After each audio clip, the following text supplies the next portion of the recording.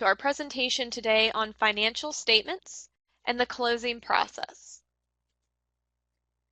This presentation will be made available in an accessible alternative format upon request.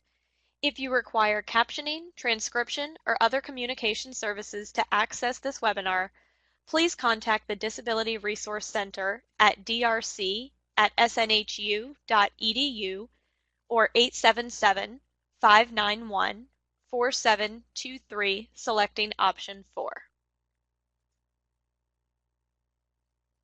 So the preparation of a company's financial statements begins with their adjusted trial balance. Once they've done all of their adjusting entries and finalized their financial accounts for the end of a period, they will prepare the adjusted trial balance, which shows a complete listing of all of their accounts and the final balances that each has at the end of a period. And this can be used to prepare all of the company's financial statements, as it lists every account that currently has a balance.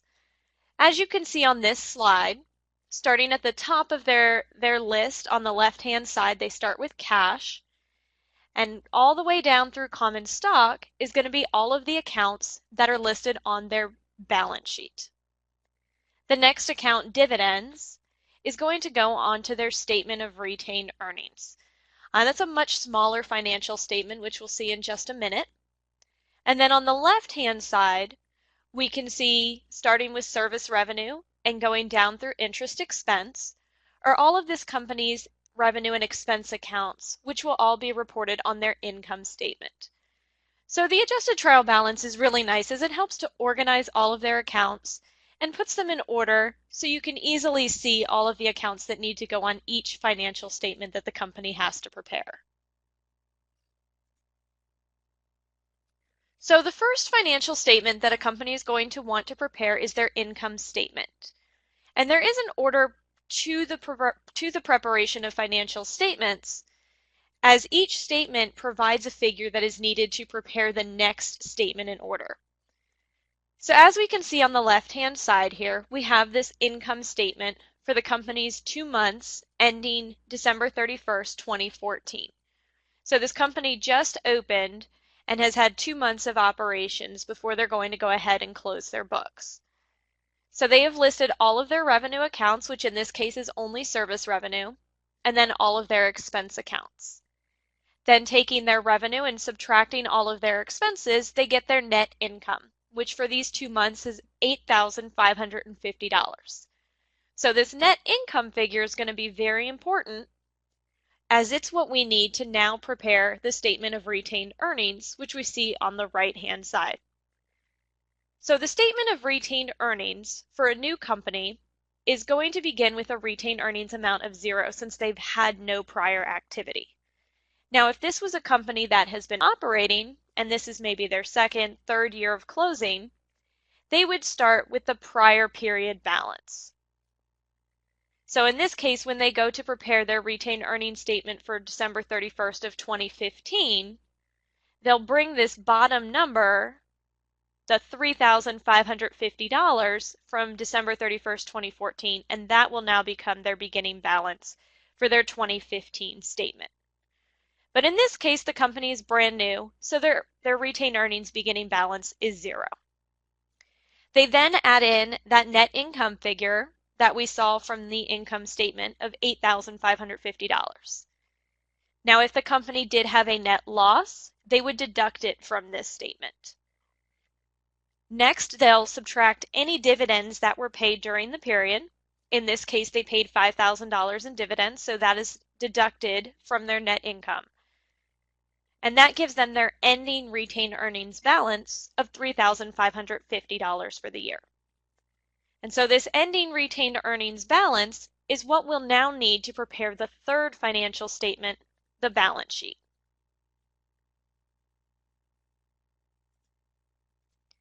So as we can see, that $3,550 in retained earnings carried down into their stockholders' equity section of their balance sheet. Now the balance sheet is going to list all of a company's assets, liabilities, and equity accounts. On the left-hand side of the statement, we can see all of their assets. starting with cash down through land, and showing their respective balances at the end of this period. On the left-hand side, we see the company's liabilities, all the various amounts that they owe, accounts payable, salaries payable, unearned revenue, notes payable, and then their equity accounts, such as common stock, retained earnings, and their total stockholders' equity. Now at the very bottom, we can see that our total assets of $113,550 equals our total liabilities plus our stockholders' equity of $113,550. And that's very important with the balance sheet. It needs to balance, hence the name. So we can see that we now have a completed balance sheet, and that carries over our retained earnings from that statement of retained earnings. So after a company has prepared their financial statements, they now can proceed with the closing process. And this essentially closes all of their temporary accounts each period. So this will be all of their revenue, expense, dividend accounts need to be closed and zeroed out because these only carry over from one period. This enables the company to really compare accounting periods against each other and see if they're doing better or worse than in a prior period. So the process is they close all of those temporary accounts and move the activity into an account called income summary. Once all of those accounts are closed out and moved to income summary, then the income summary account is netted and moved out to that retained earnings account. And as I said, this closing process really clears out all those temporary accounts and prepares them to begin operating in their next fiscal period. And as we can see here, the closing process is essentially a 4-step process. It begins with number 1 on the right-hand side. They close out their revenues to income summary. And as we can see, revenues typically have a credit balance. So in order to clear out or zero our revenue accounts, we're going to need to debit it by the balance in those accounts and move that amount over to income summary. So we will debit our revenues and credit our income summary for the amount in those accounts.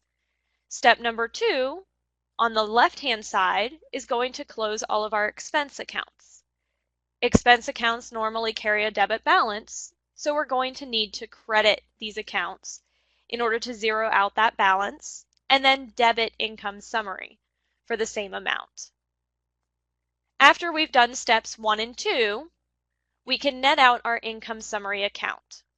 Remember, we debited our expense amounts, we credited our revenues. Going back to the income statement, revenues less expenses is going to equal our net income. So if you've done steps 1 and 2 correctly of the closing process, the balance in your income summary account should be equal to your net income or loss. If this is the case, then you know you can proceed with step number 3 and closing out your income summary account.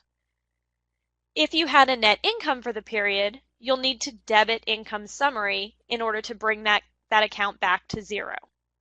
And you would then credit retained earnings to move that net income into that account. The final step of the closing process, you will close out your company's dividend accounts. We can see on the bottom left-hand side. Dividends normally have a debit balance, so we'll need to credit dividends for that amount and debit our retained earnings directly to close out our dividends.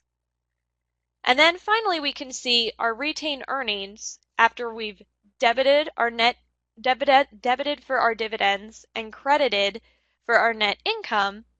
The balance should be equal to the ending balance on the statement of retained earnings.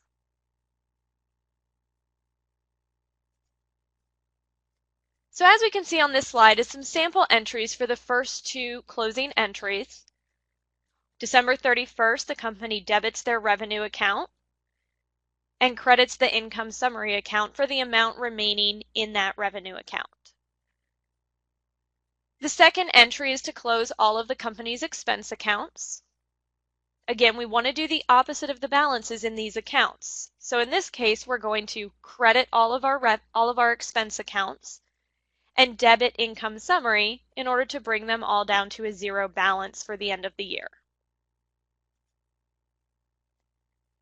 The third step in the closing process, closing out our income summary account. In this case, it has a debit balance of $8,550, which is equal to our net income. So we'll debit income summary and then credit retained earnings to bring that to a zero balance. And then finally, we'll close out our dividends by crediting dividends $5,000 and debiting or reducing our retained earnings by $5,000. Now, after the four-step closing process is complete, the company can prepare a post-closing trial balance, which is a final listing of all of the accounts and the balances that they hold at the very end of the accounting cycle. So when you look at a post-closing trial balance, it will only have the company's permanent accounts, which will end up being equivalent to their balance sheet accounts, because these are the accounts that roll forward each period and they're never zeroed out. So as we can see here, they start with cash and go down to retained earnings, showing all their permanent account balances at the final end of the year. I hope this presentation has been helpful and allowed you to get some more information on the financial statement preparation process and the closing entries that are needed at the end of a period.